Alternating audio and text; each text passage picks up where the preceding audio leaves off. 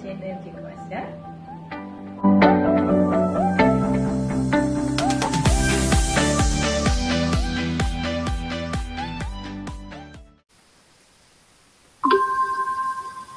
Assalamualaikum dan selamat pagi kepada anak-anak murid cikgu kelas 6 Alamanda. Hari ini Cikgu Asya nak terangkan berkenaan dengan peraturan bilik sains.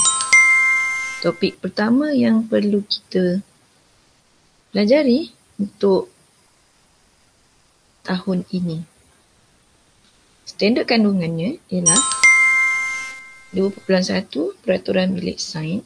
Standard pembelajaran, murid boleh mematuhi peraturan bilik sains. Okey, kita tengok.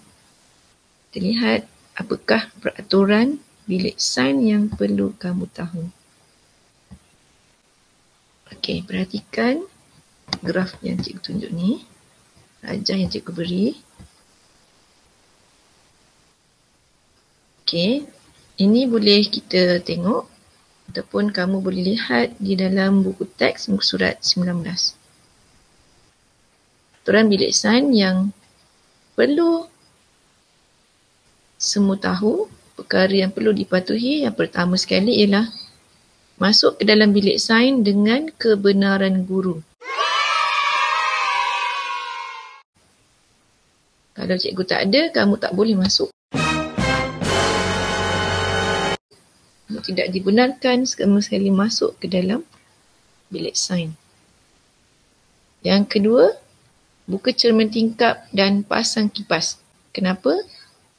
Kerana untuk pengudaraan yang sesuai di dalam bilik sains.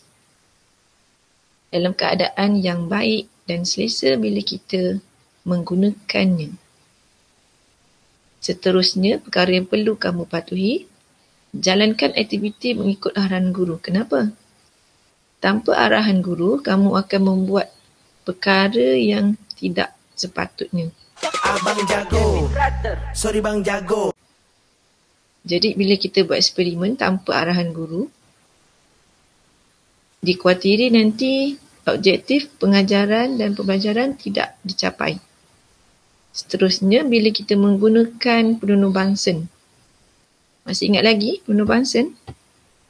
Penuh Bunsen tu, kalau kita guna, kita perlu nyalakan dengan cara yang betul. Kalau tak betul nanti, boleh menyebabkan kebakaran. Jadi, bila kita nyalakan penuh Bunsen dengan cara yang betul, sudah semestinya kita dapat menyelamatkan diri kita daripada bahaya. Sebab bahaya ni ada di mana-mana je. Jadinya kita perlu patuhi segala yang telah ditetapkan. Seterusnya terutamanya bagi murid perempuan yang tidak memakai tudung dan berambut panjang.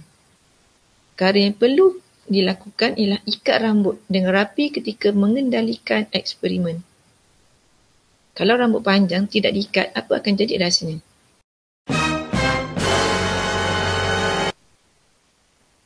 Sangat bahaya sebab rambut yang panjang tu bila kita buka api, kalau dengan tanpa ikat boleh menyebabkan kebakaran dan membahayakan murid itu sendiri. Seterusnya, bahan buangan cecair hendaklah dibuang ke dalam sinki dengan air paip yang mengalir. Kenapa perlu buang dalam sinki? Kenapa tidak boleh buang dalam longkang? Ini adalah untuk mengelakkan daripada bahaya di luar sana.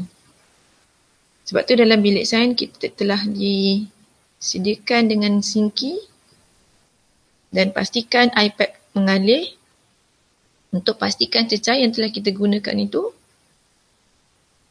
dibuang dengan betul. Dan pastikan tidak dibuang ke dalam longkang di persekitaran untuk mengelakkan berlakunya kekotoran di sekeliling, di persekitaran. Jadi kita perlu buang di tempat yang telah disediakan. Seterusnya, Seandainya kita menggunakan bahan api ataupun kita telah menggunakan penubasan tadi, padamkan bahan yang dah terbakar atau berbara sebelum membuangnya ke dalam bako sampah. Tujuannya adalah untuk mengelakkan kebakaran. Pastikan kita matikan dulu api ataupun bahan yang dah terbakar tadi perlu dipadam dahulu sebelum kita buang ke dalam bako sampah untuk elakkan kebakaran dalam bilik sains. Seterusnya, bahan buangan pepejal perlu dibuang ke dalam bako sampah. Apa maksud bahan buangan pepejal? Pepejal bermaksud bahan buangan seperti kertas, pensel, pemadam yang telah tidak kamu gunakan perlu dibuang dalam tong sampah ataupun ke dalam bakul sampah. Sesisa pepejal perlu dibuang ke dalam bakul sampah untuk elakkan persekitaran yang kotor. Seterusnya, laporkan segera kepada guru jika berlaku kemalangan, kecederaan atau kerosakan. Sebab apa? Seandainya kamu membuat perkara-perkara yang tidak diingini dan berlaku kecederaan dan kamu membuat tindakan sendiri akan membuatkan lebih buruk keadaan akan berlaku. No! Jadi, bila berlaku kemalangan, pastikan laporkan terus dan laporkan segera kepada guru. Seterusnya, gunakan peti pertolongan cemas dengan bantuan guru. Okey, kamu tidak boleh menggunakan peti pertolongan cemas sendiri tanpa ada pemantauan daripada guru untuk elakkan sebarang perkara yang tidak diingini. Seterusnya, perkara yang perlu dipatuhi adalah susun kerusi dan kemas bilik sains sebelum keluar daripada bilik sains. Kerana bila kita telah duduk dalam bilik sains dalam keadaan yang bersepah ataupun yang tidak teratur, bila kita keluar kita perlu kemas untuk pastikan dalam keadaan bersih seperti mana sebelum masuk ke dalam bilik sains. Seterusnya, topik seterusnya ialah perkara-perkara yang dilarang.